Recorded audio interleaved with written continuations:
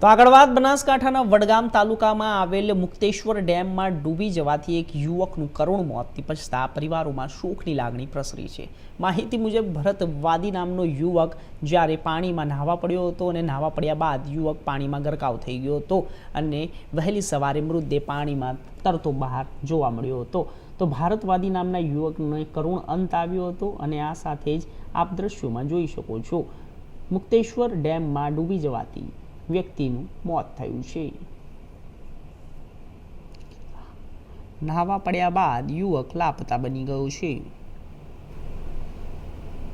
તો વહેલી સવારે મૃતદેહને પાણીમાં તરતો જોવા મળતા આસપાસના લોકોએ ગ્રામજનોએ ભેગા થઈને મૃતદેહને બહાર કાઢવાની કોશિશ કરી હતી અને આગળની તપાસ હાથ ધરવામાં આવી રહી છે। મુક્તેશ્વર ડેમની આ ઘટના સામે આવી છે।